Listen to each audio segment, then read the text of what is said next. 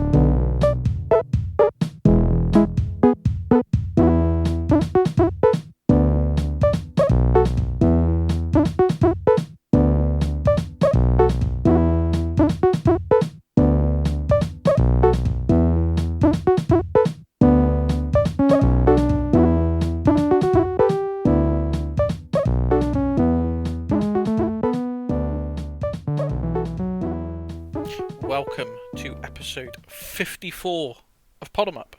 It's the gaming podcast. Oh, hang on. What's going on here? What? What's going on? Oh, I just heard like right in my ear twice. Oh, nasty. Like once I would think, okay, that's odd, but twice? Something suspicious there. Anyway, episode 54. It sounded to me like when you said, well, what's going on here? It sounded like some people had broken into your house or Oh, something. I hope not. I hope not. I've got an apple juice here. They're not having that. He's Tibbs and I'm Ollie. I don't know if you said that already, but yeah, that's what we are. No, I didn't know. I was talking about my apple juice. It's nice. Good. I'm glad. All right, let's crack on.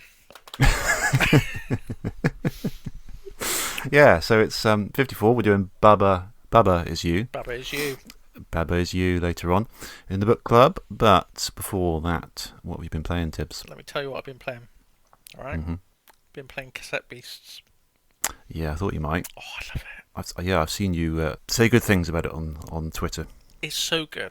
It is so good. Mm. It's my new Pokemon. It's what I've Yeah. wanted Pokemon to be for a long time. Okay, go on then. Lay it on me. Yeah, Pokemon's kind of rested on its laurels a little bit, and it's kind of... Yes, definitely has. Yeah. But Cassette Beasts, it's like Pokemon. So it's a creature collector. There's a bunch of different creatures you can collect. You're a guy or a girl, you could choose, who's landed on a beach on this weird island that no one can seem to escape from. Mm-hmm. And on this island is covered with these creatures, and you can capture them by using a Walkman, a little cassette player. And once you've recorded them, you can play it back and turn into that monster. So I see. It's the cassette player is a kind of analog to the Pokeball. You use it to capture the beasts, and you use it to select what beast you want to fight. But in this case, you sort of metamorphise it into whatever creature you play the cassette of. You've got a team of two people, so you're always with another partner as you go through the game. Well, I think there may be a couple of exceptions, but on the whole, you're with another partner throughout the whole game. And you can dynamically fuse the monsters together. So it's procedurally generated kind of thing. So you can apparently there's like 1,400 different combinations of the monsters that you can have. So you've got to use Pikachu as an analogy, you could have like a Pikachu and a Bulbasaur, and if you fused them, you'd get like a Pikasaur. So it's got like the combined powers of both and combined abilities. I see. and a unique sort of look that combines both of them. But it does it Right. all. It does it all programmatically. So I was it's going to not say because they didn't design 1,400 no, different no, ones. Oh right, okay. no. That's And weird. I can't even picture how yeah, that works. it there's when you see you can see kind of how it works. There's like certain monster types have the same kind of body, and you could see it's just taken kind of that body and then put the color markings of another one on it. You can start I to see. see how it works together, and some combinations work better than others. Hmm. And I think there are some combinations that have been designed because they look. Some of them look like a lot more effort's gone into them. It doesn't look like it's been, just randomly generated by the computer. Yeah. But yeah, so you go around. You've got the equivalent of gym leaders. You've got ranger captains. So there's a group called the Rangers who are protecting all the people that. Because on this island, everyone on this island have found themselves there somehow. No one's native to it. Generally speaking, no one's native to it. They've all washed up there or found themselves there through mysterious means, and they can't Hmm. escape. So the Rangers have formed to kind of protect everyone on the island from monsters. So you fight the Ranger captains to get their badge, get their stamp of approval, and you work your way up, and you can become a ranger yourself. I've put so much time into it. I've got all the monsters. I've done all the missions. I've done all the post-game missions, all the side Wow. quests. I've got everything. I've got all the achievements except one. I love it. It's brilliant, and I reckon if you like Pokemon, you should absolutely buy it. And we've criticised Pokemon before because of some of the silly designs for the monsters. The one that's shaped like a set Yeah. of keys is the one we always go back to. The bag of rubbish. Yeah. I There think I've are seen that one in Pokemon Sword.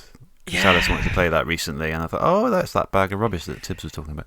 Yeah, there we go. There's a bag of key. There's a set of keys. There's just a bin bag and stuff like that. There's a few monsters in Cassette Beasts that are like that. There's one like this. It's like a big chimney, Mm. like a crucible with a big chimney on it, that kind of thing.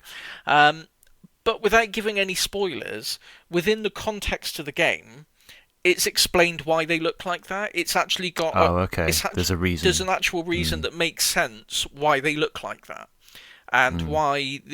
why all these monsters have these certain appearances and certain abilities. As the story progresses and unravels, it all kind of makes sense, which I really liked. That they actually took the time to explain why a monster would look like that. Oh, that's Um, good. So is the story and script better than your average Pokemon game then? Absolutely, yeah, Oh, good. absolutely. Because you play like any recent Pokemon game and any of them, and it's really like it doesn't draw the story doesn't draw you in at all, does it? Really? No, it Not me doesn't. anyway, No. personally. No, No, it's just that's what I loved about this because there's a few characters you meet along the way. You get you can form. It's got a very basic sort of relationship system with them where you get a level. I think it's 5 hearts, and as you go through and if you help them out with certain missions and certain quests that they've got, their own sort of quests that they want to go on, you can build up that heart meter. And when you build it up to a certain amount, if you build it up to a maximum, you can actually date one of them. You can choose one of them as your mate. Um, mm, but all the characters that you meet, they're really interesting, really likable characters. mm, And there's one in particular that you meet. It's quite a poignant little character, and I'm not going to say any more than that. But there's this character, and you think, that's cute, but then you find out how he got there and why he was hanging around on the section of the map where you find him, and it's really quite moving and it's a bit sad, and mm. genuinely there's some genuine dark aspects to the story, and there's funny bits to the story. If I had to criticise it, there is one thing I would say. There's a character who comes in very late in the game that they don't do anything with, and it's a character that's crying out for a bit more development and a bit of a quest of their own or something like that. but they appear. You get a little bit of a glimpse of something interesting happening with them, and then nothing. They're just there on the map, and you talk to them. You can talk to them whenever you want, but they just say the same thing. It's just, I don't know why they didn't do anything with this character. But other than that, yeah. But the story is fantastic. The main bosses that you fight in the game are these things called archangels, which are these giant monsters. But they're all done in, like, the way that when the characters see them, they all comment that it's as if when they look at them, they feel weird, as if they're looking at something that shouldn't exist, or they always comment that it makes them feel weird. And all the archangels are done in a completely different art style to the rest of the game. Like one of them looks like it's like a claymation type model. Another one is like it reminds me of the Cuphead style of animation. And each of them has got their own completely different art style that contrasts massively with the rest of the game. Doesn't look anything else like the rest of the game. And it's just really... It's really interesting, yeah. It is. It's really interesting. I really, really, really enjoyed my time with it. I've like I say, there's just one achievement I need to get, because in Pokemon you get your shiny Pokemons, which are the ones, the rarest ones that you want to find the shinies. The equivalent in Cassette Beasts is bootlegs. You get bootleg ones, and they are, so say you got there's a little traffic cone creature called a traffic crab, and it looks like a crab with a traffic cone on its back. They're a plastic type monster, and a bootleg one would be maybe a lightning type monster instead. So it's just a different base type than you would usually find that creature. So the last achievement, I need to find a water type bootleg, and I think that when I looked it up, I think the chances of stumbling across a bootleg monster just on the world map is like 1 in 1,000. So it's just going to be a case of grinding it out to eventually get it. And I'm not usually an achievement hunter, but when I've only got one left... Oh, yeah. I mean, it's just asking for it, isn't it, really? Yeah. It is. Yeah. It's all, the battles are turn-based, are they? Yeah, the battles are turn-based. Yeah, the battles are turn-based. It's kind of... It reminds me... It's like a very, very, very stripped-down, rudimentary materia system, basically. Oh, okay. So each of your monsters that you catch, you get a cassette for them, and you can carry, I think it's five or six cassettes on you at a time, and you can switch between them at any time in battle, so you can change between your monsters on the fly. And each cassette can have stickers applied to it, and you've got like support stickers and attack stickers, and I can't remember what the other category is, but they're sort of modifier stickers, basically. So each of those stickers you apply to the tape, and it's kind of like putting materia in a weapon. So you can choose what attacks it will do, what magic it will do, and then you can add like a modifier. So there's one like double strike, which will, whichever sticker is next in your list of stickers, it will do that attack twice. So you can arrange the stickers in a little list on this picture of the cassette, and it affects how your character will behave in battle, basically. So you can have like an attack that will attack everyone instead of just one person, or heal everyone instead of just one person. It's nowhere near as complicated or flexible as materia, but it's that same kind of principle where you can apply different things to different characters and customize how the battle will flow for that character. It's really, really good. I can't get enough of it. I like the sort of physical idea of applying it to a cassette as well, and the stickers. There's something quite nice about that, isn't it? Rather than just this obscure ball, it's an actual an object that we recognise, Yeah.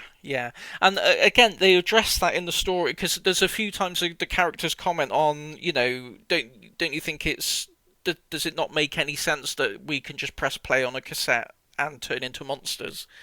And they kind of just sort of dismiss it and say, well, just go along with it, it's fine. That's just what happens.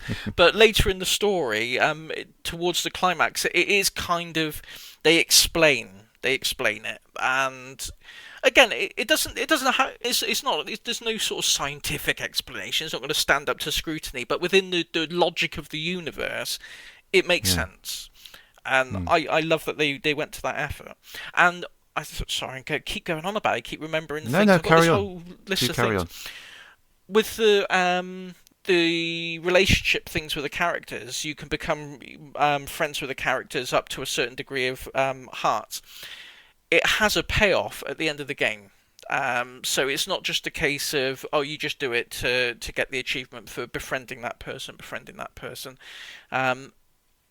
Who you befriend and who you don't befriend will have an impact on the final battle of the game. And I won't say how or why because of spoilers, but actions you take very early on in the game and how you play it and how you decide to speak to can have really big implications to how the final battle plays out.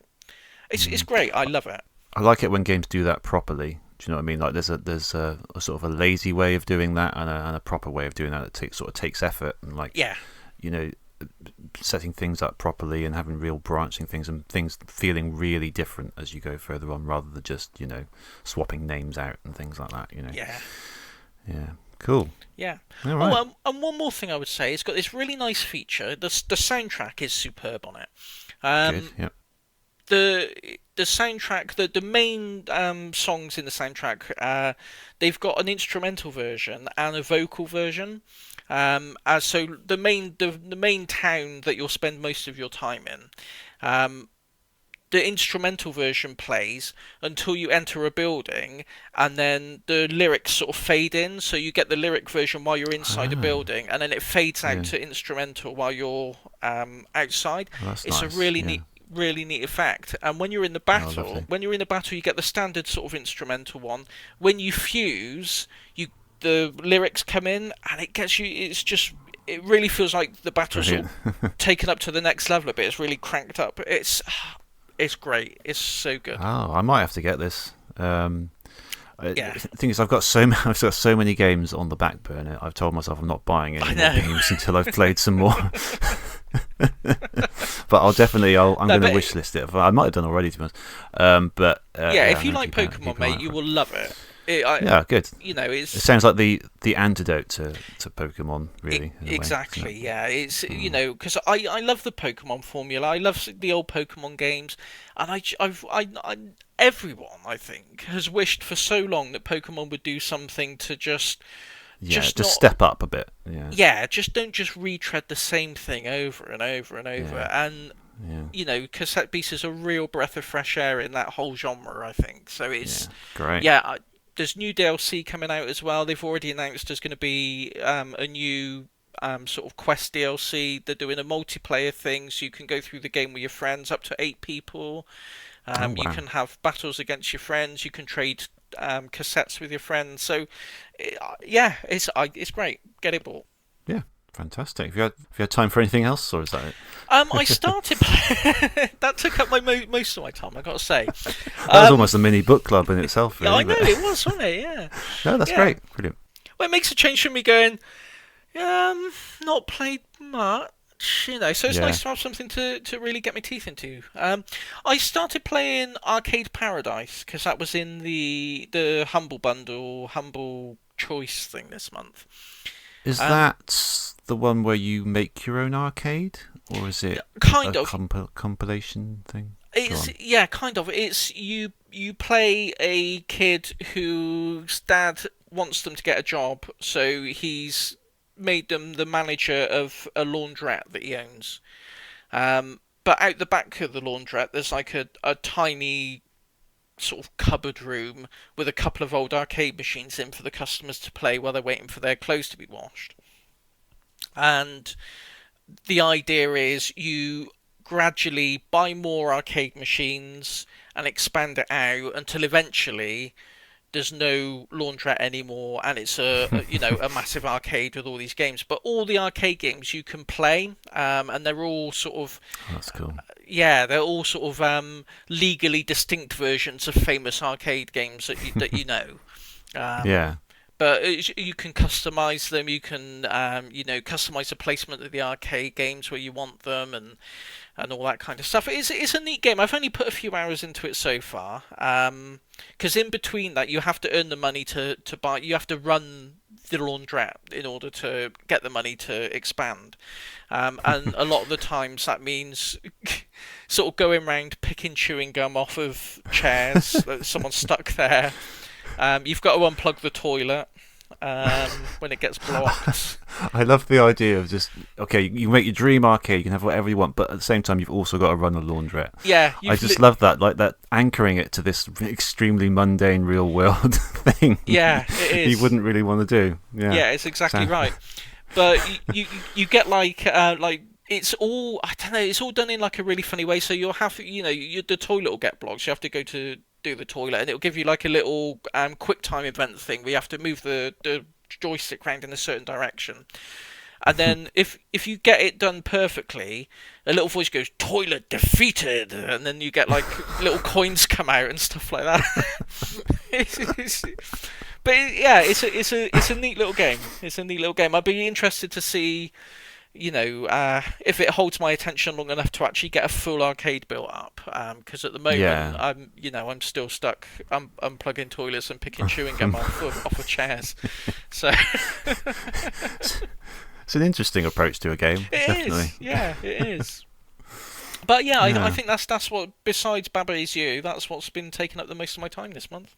Brilliant. Okay, well, I'm glad you've had a lot to say there, because I haven't got much to say. Obviously, Tears of the Kingdom is still ongoing. Yes. But I've done all 4 dungeons now, so I'm just doing lots of prep for the final boss at the moment. Cool. Well, the thing is, in Breath of the Wild, I spent ages preparing for the final boss. I'm just going to get the right armor, get loads of like these. You could get these hearty durians, which are these fruits, and they give you extra hearts and things like that. Getting loads of those, just building up my inventory, and at the end, the boss was a bit of a letdown because I just over-prepared a bit too much. Did you say durians? So it was just a little bit too easy. Durians. Is it durians? Yeah, it's like those smelly fruits. Those that you're really not allowed smelly to have on fruits. planes. Yeah. Yeah, that's them. You get loads of fruits, and you can put them in. You can do cooking, so you can put loads of different fruits and vegetables in and get these dishes, and then they'll give you like certain boosts and things. But yeah, so that was a little bit of a letdown because I sort of over prepared. So I'm hoping I'm probably going to do the same in this one. But also, when I finished Breath of the Wild, I kind of didn't really want to play much anymore because there wasn't really anything to play for. There wasn't any ultimate goal anymore. It was just side quests, and I'm a bit. I don't want to get into that situation. So I'm going to spend a bit more time doing the side quests and doing things because there's so much in the game. It's just ridiculously huge, and I'm not even going to. Huge game. I guess I can see how it would be overwhelming to someone because it's just there is so much to do. If you're a completionist, then it is kind of like a life sentence really because it's just so much. I'm not going to do everything, nowhere near, but I'm going to try and do most of the sort of big things and maybe look up a bit on the internet things that I should be doing that might be of interest. So. But still, really, it's just a fantastic game. Yeah, phenomenal, really. But we also went on holiday a couple of weeks back. Cool. Which allowed me to finally dust off my Mega Drive Mini 2, which I've only played a little bit of up until now, so I thought I'd bring that along. And I forgot that even came out, yeah. Yeah. Well, I did most of the time. It's just been sitting on my shelf, sort of not doing anything. But I thought I kind of bought it with, hopefully that someone would hack it, but that still hasn't happened, as far as I'm aware. But I thought I'll bring that on holiday or whenever I go away, and I'll just have some fun with the games. And it's been good, yeah. I liked it. There's quite a few that I'd played already, but loads that I hadn't. I got well into a game called Truxton, which is a shoot 'em up. Have you ever played that? Oh, I've heard of it. I don't think I've played it. Yeah, it's quite a well-regarded sort of 2D shoot 'em up. This version seemed to have infinite lives, which surprises me. I wonder if they've added that or something, because that wasn't really the done thing for arcade ports to just give you infinite credits, was it really, on the Mega Drive or anything else really? But this one does, so I was able to sort of. The system does have save states and things, so you could do that if you wanted to. But I found the fact that it was in there already quite good for just constantly dying, but getting a bit further and further each time, and it was quite good. Yeah, very good. Bonanza Brothers. That's something I've never actually played, but it always appears in these Mega Drive collections, doesn't it? Yeah, it's great fun. I like Bonanza Brothers. Yeah, I like it. It's the first time I've ever played it. That's the thing where you've got these two thieves and you have to. It's like a stealth kind of game, really. You've got to steal certain objects around this building, go up and down different floors, and then you get to the top, and the helicopter comes and picks you up. But great fun. Yeah, really enjoyed that. Viewpoint was another good shoot 'em up. This one's sort of like an isometric one. Had some really nice. Oh, put a pin in that. That just reminds me of something else I played. But I'll let you finish. Okay. We'll come back. We'll circle back to that. Yeah, all right. It's a nice little sort of isometric shoot. It has some nice ideas, like you have to shoot these barriers to open before you can get past them, things like that. And it's had these nice sort of abstract, geometric shaped enemies. Yeah, there's something about it. The music was quite good as well, as I recall. Also on holiday, I brought a couple of video game related books with me that I'd picked up very recently. The N64 Encyclopedia by Chris Scullion. Have you seen any of his sort of console encyclopedias? No, I haven't. No. They're quite good. I've also got the Mega Drive one. He's also done a NES and a SNES, and he's going to do a Dreamcast one as well. And it's just like a complete guide to all the officially released games for those systems. Cool, yeah. And because the N64 doesn't have a bigger library as most of those, he was able to devote quite a lot of space per game. So, like a good page or a half a page, and sort of really delved into each of them. And I've just been going through literally the A to Z. I'm on the E at the moment, I think. I'm still reading it because it's a massive book, but it's really nice. Some games I'd never even heard of before, and I thought I knew the N64 library pretty well, but I love things like that. It's really interesting. Yeah, good. That'd be good. Some good things in there for future game picks as well. Exactly. Yeah. But with that in mind, I also got a book called Region Locked by Did You Know Gaming. So I think they do these videos, Region Locked, and I think the book is kind of like this video scripts of those. But it was quite good. It's quite a good thing to flick through, and it's just lots of obscure games that were never ported from one region to another for whatever reason. I think Region Locked on YouTube. I think that was where I heard of Pointy's Point. I wouldn't be surprised. Yeah, that's exactly the kind of thing that is in this book, like games that you've never really heard of, but look really interesting. There's loads of really interesting looking things in there. So I kind of bought that with a view to getting some book club ideas, and I've got one already, which I'm going to give you a choice of two options later on for the next book club. Okay. And one of them is a game from this book, so look out for that. But yeah, that's all I've got to talk about in this section. So yeah, what were you going to talk about? The isometric shooter? Oh, no, because you said, what was it called? Viewpoint? Viewpoint. I bought that game, is it Viewfinder? Oh yeah. I bought that. I've not played it that much. Okay. I was a bit underwhelmed by it, to be honest. It's a neat idea. I did the first. I did like the first island. So I assume it's an island. The first area. You're in this sort of central hub, and there's these little teleporters. I think there's sort of 5 or 6 or 7 that will take you off into different puzzle rooms. It's okay that like the central mechanic that we were talking about, where you hold a photograph and you can place that somewhere on the map and it will become physically there, and you can walk into that photograph. It's a really neat mechanic. Technically, it's really impressive, but I couldn't help feeling that I was kind of just fudging my way through levels. I wasn't really sure that I was like this is the way you solve this level, and it would click in and you go like, that's really clever. Oh yeah, I got that. It just kind of felt like I just push this, I'll put this here, and then just if I jump a few times I can get up there and do this, and it kind of felt like I just sort of brute forcing through the level. And I don't know, maybe the later levels get a bit more complicated and need a bit more thought about it, but yeah. Okay. I'll report back on it later on when I've played a bit more of it. But yeah, I do. Because I haven't played that. I played the demo because when I was talking about it, was it last episode? I think. Yeah. We were talking about that in the incoming indie. But I haven't bought it or played any more of it. Yeah. If let me know whenever you get round to playing more of it. Let me know, and I'll play it, and we'll compare notes and sort of a mini book club thing maybe, and just see what we think of it. Because I want to like it. I want to like it more than I currently do, I think. So I'll play a bit more and see how it pans out.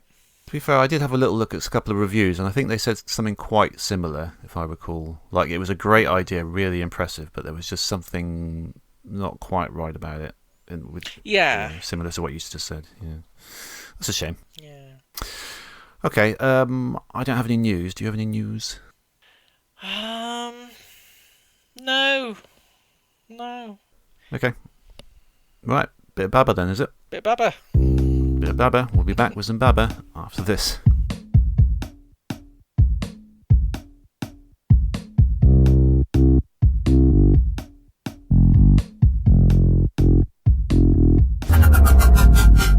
Video Game Book Club.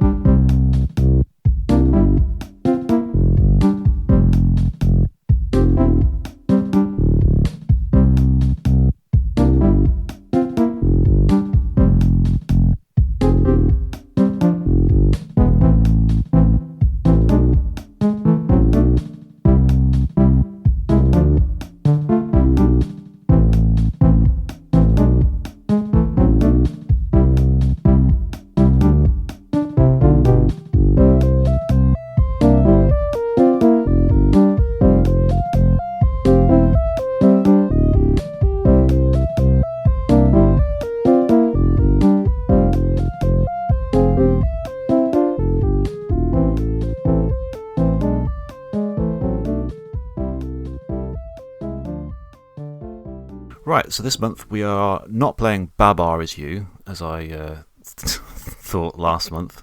I was thinking about that, and I realised where my confusion lied, because there's a game called that I haven't played, but I've seen around a bit, called Yono and the Celestial Elephants, which is a kind of a puzzle platformer about elephants.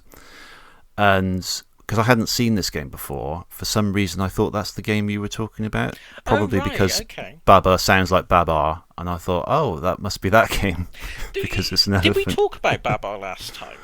Yeah, we did. Did we talk in about great detail about Babar? Did we go into the backstory? Yeah, you found that on Twitter, didn't you?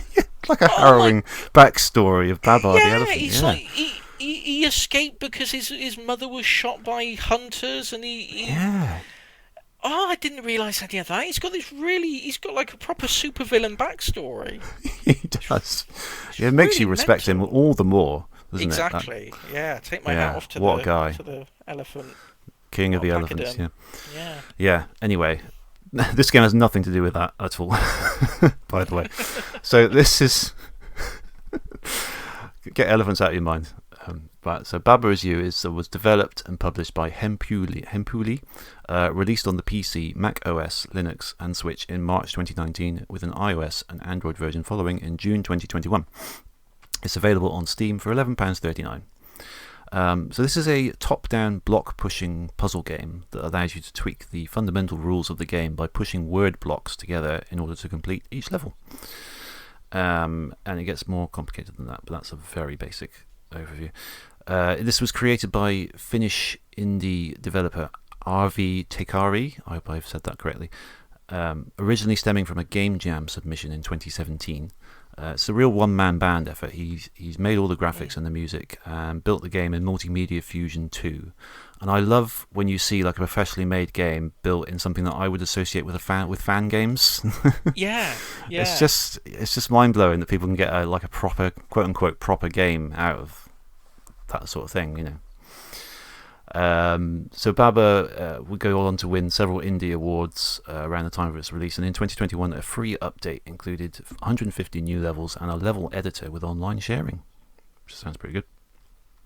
So I was just saying to Tibbs in the break, I feel like we need to describe the fundamentals of this game very carefully so as not to confuse people, because it's one of those things that when you play it, I think you'll get it pretty quick, but to describe it is quite complicated. So, first of all, graphics-wise, think Undertale. Do you agree? Yeah, That I would agree. very, very simple, deliberately simple, sort of top-down pixel art, black background. Each object is like one color, so it's very, very simple graphics-wise. But it's it's effective in what it does. It's well done.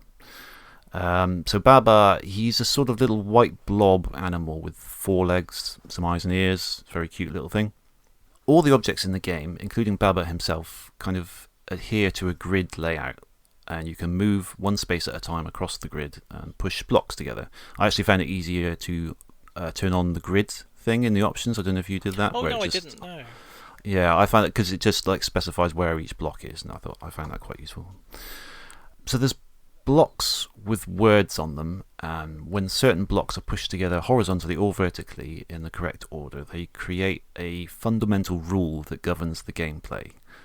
So the most basic example, obviously, if you've got 3 blocks, one saying Baba, another saying is, and the third one saying you, that means that as long as they are all together in a line in that order, you remain in control of Baba. That's literally saying you are Baba. So you can move him around with the directional ones. So if you were to push a block that says rock on it, so that it pushes the block that says Baba out of the way, and so the sentence reads rock is you, then you don't control Baba anymore, you control all the rock objects that are on the screen, and they all move together. But the objective basically is always pretty much to just touch the object that is designated as the win object. So somewhere on the screen it'll say flag is win, and that's the object that you're going for. So anytime you can undo moves, so if you knock Baba, the word Baba away, so it's not Baba is you anymore, those words are disconnected, you lose control of Baba, and if there's nothing else that says is you, then you lose control of everything. So you can always undo. I was playing on a keyboard on the PC, so there's a backspace and you just undo, and I like that you could hold that and it just keeps undoing. Yeah. Or you could just do it one step at a time.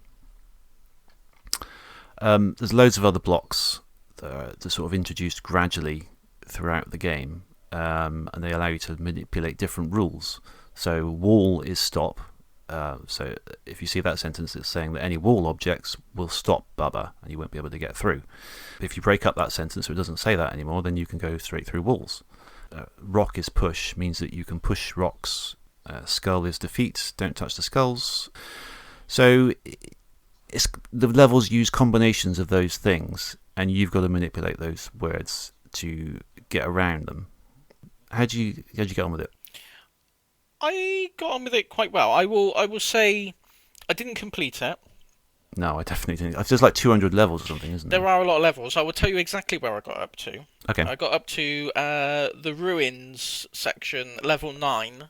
There's a level called Walls of Gold, and I will tell you, I know we don't usually swear on this podcast, so you can bleep this if you like. I will. But yeah. I threw down the controller and verbally said, "F you, Baba," and I turned it off in a rage quit. I just couldn't. Wow. Okay. I just couldn't make any sense of it, and I don't. I think I got to that one. Is it you're in a room and all of the walls are shining like the key does? Yeah, I think I got to that one. Yeah. But I didn't. That was at the point where, so you're in. So you've got groups of levels in worlds, and in each world you have to complete a certain number of levels, and you've got some choice over which ones you do.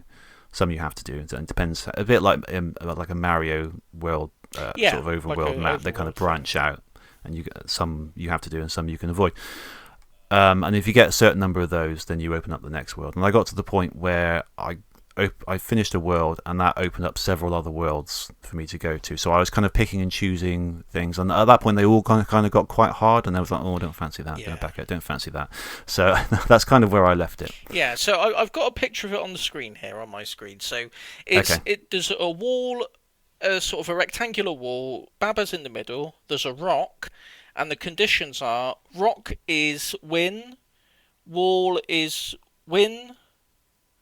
And then at the top, it's got Baba is you, rock is push, and then at the bottom, wall and ice is stop. So basically, you can't go through the wall. You can make wall is rock, so you can turn the wall into rocks. But then what do? because oh god, I went through it, and it's probably something really obvious. But I just couldn't get it, and I got so frustrated. I was just. It's one of the sometimes you can spend absolutely ages on one puzzle, and you're looking at it and you think but when you do them, you feel amazing because you think, yes, I figured that out. Because a lot of them, when you start them, you think, okay, I've only got these basic rules to hand, and other rules that they put out of reach that you cannot change. But either they're right up in the corner, so you can't push the blocks around, or they're hidden behind some impenetrable walls. So you've only got a certain number of blocks to play around with, and you can look at every combination and you think, what what can you do with those? What can I possibly do with it? But sometimes there's really nice little twists of fate solutions to it. Like there's some of them where you can make Baba is win, and you immediately win because you are Baba. Because Baba is you, Baba is win, and that's it. Yeah. So it's a lot of lateral thinking involved, I think, in it. Really is. Yeah, you really have to. I found that best if you just stop playing around with things without like a goal of like, oh, this goes where. You just see what happens. Because just play around and experiment. It reminded me, because I'm a game programmer, it reminded me of game programming, because that's the way games work. They rely on this sort of syntax, and you have to get these words in the right order, and if you do, stuff happens. And it's a very basic version of that. I didn't think of it like that. Yeah. No, I totally did. I mean, I saw it right away. It's like, okay, this is like programming a game at the same time as playing it, and no other game has ever given me that feel before. It's really, really interesting, and it sort of reminded me of more sort of simple programming things you get these days, like Game Maker and drag and drop things like that.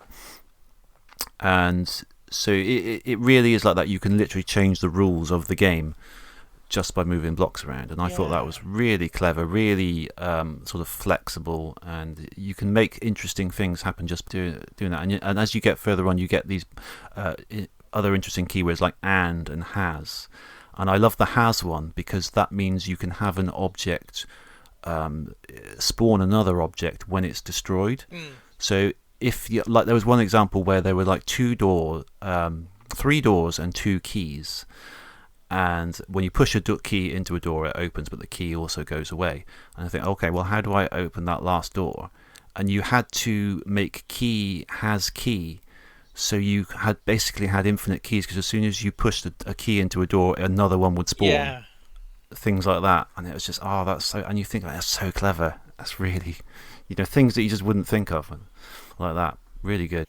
Yeah, I love. I guess it's kind of. It's the same and different in the way of what I was just saying about Viewfinder, in that, I wonder, it seems to me like the kind of game where you could find solutions that the developer didn't anticipate you doing. I bet you could, yeah. I bet you could. There's just by messing about with things and changing the rules around, there's probably a number of different ways to solve each level, and it's just depending on the way your mind works and the way you put the pieces together and the way you experiment with things. I mentioned that as a negative towards Viewfinder, in that I kind of just felt like I was fudging it. But in this, I wouldn't feel like fudging it. It would feel, I don't know, it just feels a bit more creative in Baba Is You, I think. Yeah, I mean, not to bring it back to Tears of the Kingdom, but that game is also like that. Yeah. Like everything you do, there's so many different ways you can solve it, and it's great. Like something sometimes you do, and you think, I completely fudged that, but I got away with it.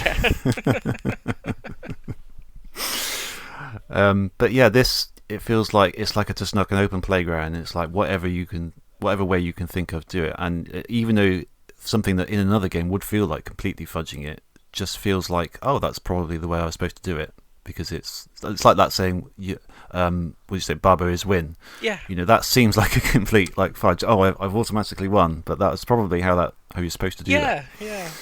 I like the sort of little animation touches as well. Like everything kind of wobbles. Did you notice that? Yeah. Like everything has a very slight sort of wobble to it. And Baba himself, he's got like a run animation, but it only progresses once each time you move. So he kind of does this little run, but if you're sort of holding it, he'll run, but then it's just like one step at a time. It just goes between the different frames, and there's something about that was really charming. I quite like that. Yeah. I don't know how to describe it. When you say everything sort of shakes a bit, it's kind of. Have you seen like that anime? It's like an animation style where it's like hand drawn. I don't know. But it's all wobbling. It's all isn't wobbling as if Yeah. each frame has been hand drawn and it's not quite exact as the one before it. So you kind of get Yeah. that sort of imperfect kind of look to it. It's really Yes. if you know what I mean, you'll get what I mean. But it's Yeah, it's but hard it's to not- describe. It's not done in a distracting way. No. Like there is a distracting way of doing that, and there is a subtle way of doing that, and this captures it really subtly. Yeah. And it's something you don't even really notice, but then when you do it, that's quite nice because it gives a bit of a. Otherwise, it would be completely static, non-moving thing all the time because it's sort of basic sprites. There's no animations playing by themselves other than that wobble, so it gives it just a bit, makes it look a little bit more interesting while you're just sort of staring at it, trying to solve the puzzle. Yeah. Yeah, the music was quite nice as I well. love It's the very sort of music. subtle in the background, but it's nice. Yeah, it's really good. Yeah, it's a really kind of sort of retro-y. It goes with the graphic style, doesn't it? It's like kind Yeah, of it does. Yeah, yeah, kind of like not quite chip tune, but kind of retro electric-y. It's nice. It's well, I'm sure we're going to play some in the yeah. You'll be episode. hearing it. You'll be hearing a couple of examples in the episode. Yeah. There's that float one as well. Bubba is float. Oh, Baba is float. Means that Bubba sort of hovers up and down very slightly, which means you can pass over obstacles that aren't float, but you also can't touch the flag unless that is also float. So you got to figure out a way of making both you and the flag float, Yeah. and doing some other stuff to avoid obstacles. And it's Yeah, just- there are it's many just- times where you when you find that out, you find your Babbit is floating. You think, oh well, that's easy then. I'll just float over to it, and then you get that sort Yeah. of crushing Ah. disappointment. Like, oh, okay. I'm floating. I thought That's right. I thought this was too easy. Yeah, and it's one of the few games we've done on the book club that I don't think has any story whatsoever, does it? No, it it doesn't like doesn't. bog itself down. There's no reason. There's no explanation for what Baba is, why he's there, what he's what doing. he's doing. It's literally just here's some puzzles. Yeah. Yeah, I like that. Yeah, it's good. Yeah. Not everything needs a story. Sometimes you're just a Baba and you got to go. I mean, I would say most games don't really need a story. no, not really. Less so these days, but it's more sort of in the old days or with this retro style that this game goes for. You don't really need a story, do you? Let's be No. honest. And there's Kiki as well, the other one that appears on like the Yes. box art, if you will. It's like a little orange. So is he sort of a bird or something? I don't know what he's meant to be. Yeah, bird. Bird-like creature. I didn't see him too many times actually in the levels that I played, but he was at one point he moved when you moved as well, but he always went in the same direction. So it's about becoming here. I can't remember, to be honest. A lot of them haven't stuck in my mind, but at the time they were like amazing. Yeah. That's the difficulty with talking about it, I think, because Yeah. it's such. Like you say, when when you play it, you get it, but to try and explain the levels and what Kiki is, he's just like an orange with legs, or like you say, he's a bird, or I don't know what he's supposed to be. I don't know. It's just hard to explain. You've got to see it in motion. You've got to play it, and then it all kind of clicks in and makes sense, I think. Yeah, in some of those later levels that I sort of dipped my toe in but then backed out, it gets to the point where there's quite a lot of words on the screen. Yeah. So it becomes almost like it resembles a crossword almost, with lots of different blocks leading in different directions, connecting, because you can use a single block in like two different sentences, with one going horizontal and one going vertical, Yeah. much like a crossword. So that's an extra dimension to it. Like sometimes you realise you don't have enough blocks, and you have to find the right configuration to reuse some of them to create different sentences. I did find I got a bit, not frustrated, but a bit. There's sometimes I would put word combinations together that I thought should work, and they didn't. Because, like you say, it has to go horizontal and vertical. So, like, you could have Baba is you, and so you also have is win. You couldn't have Baba is you and then you is win in a vertical line. Yeah. You know, and Yeah. there's times like I could have really done with it just being able to do that, but it doesn't work Yeah, like that. And again, it reminded me of programming, because that is exactly how programming works, especially when you're learning it and you don't quite get it yet. Like, why doesn't that work? Yeah, And exactly. It's like, well, it makes sense. It makes sense to you because work? you're a human and you can interpret it, but you forget that machine can only interpret things that it understands in a certain way, and it's like you're putting the words. You got the right words, but they're in the wrong order. Yeah, it does. It's not in the specific order it wants. It wants it. Yeah, and it's not smart enough to work out what you're trying to say to it, and that's part of the puzzle in itself. Just knowing what you've got to do is almost the first part, and then how do you do it is the second part. Like, how do you configure those blocks or get the timing right? Like, sometimes you have to do one of them first and then the next one. And it's I mean, each puzzle really is a thing. In one puzzle can be completely different to another based on the rules that are set. It's really good. I was really impressed by it. Yeah, it's mental that it's just made by one guy as well. It's so impressive. I love it. Yeah. Like everything. I think I saw the credits and literally he did everything, and there's just a load of testers. Yeah. And that's it. You know, and it's just that was so impressive. Yeah, really. it makes I love that you can get. The game makes me feel stupid, but the fact that this guy made this game and came up with all these puzzles, it just makes me feel daft. I just what am I doing? What have I got? What am I? What have I got to offer? Nothing. Nothing. Yeah, these people who show off with these amazing, these jack of all trades, putting out a game by themselves, making the rest of us look bad. That's what they're doing. They are. They're making the rest of us look bad. But no, it's a great game. I loved it. Yeah, fantastic. Highly recommended. So we move on to the next month's book club pick. Let's do it. You said there's a couple of options. There's a choice involved. Okay. Right, so your first choice is a licensed game for the PS2, GameCube, or Xbox. Okay. I'm going to tell you that it's notable for either being very good or very bad, but I'm not going to tell you which. Okay. Mm-hmm.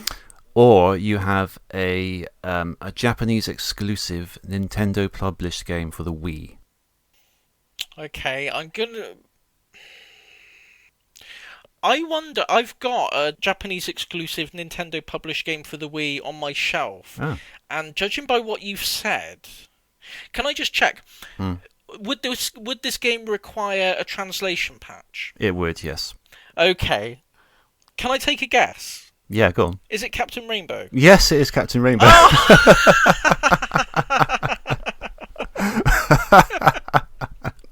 Yes, okay, let's do that then. I've literally got it sat on my shelf. Brilliant. Are you able to patch that? Yeah, I've got cool. I've got all the patch on the Wii ready to go. Yes, well, I've got the ISO of it, and I patched it. And I gave it a try, and a little sort of half-hour play of it, and and it seems to work. So cool. Okay, good. I'm glad you've got that sorted already. So we'll go with that one then, shall we? Yeah, let's go with that one. I was thinking Japanese publish. It's Nintendo first party, or Nintendo publish. If you know the game, it's a bit kind of a giveaway, Japanese I suppose, exclusive. What else could it be? I was thinking, well, no, it's got to be that. And the fact you were reading it in region locked, I was thinking it's going to be something quirky and a bit out there. So.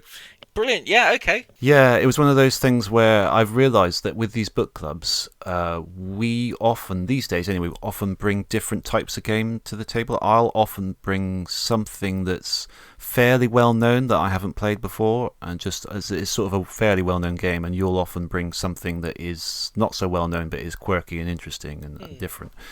And I thought, I'm going to bring something a bit more quirky to the table for a change. So I saw that and I thought that looks really interesting and funny, and it's apparently quite vulgar. And I've never played. I bought it at the same time. I bought another. There's a game. I don't know how to pronounce the Japanese, but in English it would be Delinquent CEO Arena, and it's about a cat who takes over a company. I remember you telling me about this ages ago. Yeah, and I got Captain Rainbow at the same time, but I've never played it. I downloaded and installed the patch, but I never actually played through it. Okay, I'm really glad you've never played it, because that'd be really good if we both come to it fresh. Yeah, but I've heard it's quite yeah. I think some of the vulgarity is why it never made its way to the West, I think. Possibly. It's just bizarre that this is a Nintendo published game with Nintendo characters in it. Quite obscure ones. They're all on this island, these obscure lost Nintendo characters. Some of them sort of from obscure Japanese games you might not have heard of, but Birdo is probably the most famous one in this. And you're a superhero who's lost his power, and you go to this island, and all these characters have these missions that they want to do, these dreams and things, and you've got to help fulfill them. It's like a top-down, wandering around mini game sort of game, really. Yeah. But yeah, it should be a fun one. Yeah, that'd be an interesting one. Great. Cool. Okay, that's what we're doing next month. In the meantime, you can contact us on email, podemup@gmail.com. You can look at our previous episodes on podemup.live, and you can contact us on Twitter. That's Twitter. Twitter is X. Well, Twitter is X. Oh, yeah. I've got to say, you tweeted that. I thought I was like, that cracking little pun, that. No retweets. No retweets. Did I? Yeah, you said if Twitter is X, then Baba is you. I thought. Oh yeah, I did, didn't I? Yeah. Yes, I did. I forgot about that. Absolute cracker, that. There you go. Yeah. Yeah, no, I'm not calling it X. No one's calling it X. No one is going to call it. I don't know what. I mean, that he's lost his mind, hasn't he? Surely he's lost his mind. I don't know what's going on. No, I don't know. On that point, I'd highly recommend Control Panel for Twitter, which is a plugin. If you use Twitter a lot in the browser, it puts the Bluebird back in, calls it Twitter again, takes out all the crap he's put in. It's great. It's like living in the past. It's great. But yeah, we're also on TerraPlayer now, which is a deal I've been working on in the background, which is a really nice website. I think it's an app as well. They've just got loads of gaming podcasts, loads of gaming radio stations all in one place. Yeah, there's a nice really little player in there, really nicely done. Yeah, we're in there now. There's a lot, quite Sega focused, but I think he's the guy running it is adding lots of different podcasts and things. So definitely check it out. TerraPlayer. That's TERA Player. I assume that's the Final Fantasy character, isn't it? Is that Terra? Yeah. I assume that's what it's named after. I think it's also Latin for Earth, isn't it? Yes, I think you're right. Yes, this could be that as well. Could be. Steam keys, thrown a few more on the pile, haven't we? Tibbs? some Bobby Dazzlers there. We've got Disco Elysium, the final cut. That's right. You can get your hands on that. Chivalry 2, A Short Hike. Still got Death Stranding, Biomutant, all sorts. These are Steam codes that we're giving away for free. That's free if you come to us and say, I'm a confirmed listener. I listen to you guys. I've been listening to you since X episode or X date, and I mainly listen to you on this podcast client. And if you do that, if you get in touch with us on email or Twitter, you can get yourself a nice little Steam key all to yourself. Yeah, We've got loads of them on here. Just ask away and I'll give you the list. Yeah, you can pick. Yeah, you don't get. It's not like a lucky dip. Yeah, it's not like we said, we've got Death Stranding, Disco Elysium, and then you contact us and we give you Peggle. You know, yeah. you get the good stuff. You get what you. You get the good stuff. First come, first served, obviously. Yeah, obviously, yeah. But yeah, we've got over 30 keys here. Lots of bangers. Lots of some games you might not have heard of, but worth a try. Yeah, do that. Please be a confirmed listener. That would be great. Thank you. I think that's kind of everything. Yeah, Tibbs, I think so. Have you got anything else I don't think there's left unsaid? No, I don't think so. No, we've given Baba a good seeing too, so to speak. Yeah, all good. Cool. Okay, well, we'll catch you next time for Captain Rainbow. Bye-bye. Bye.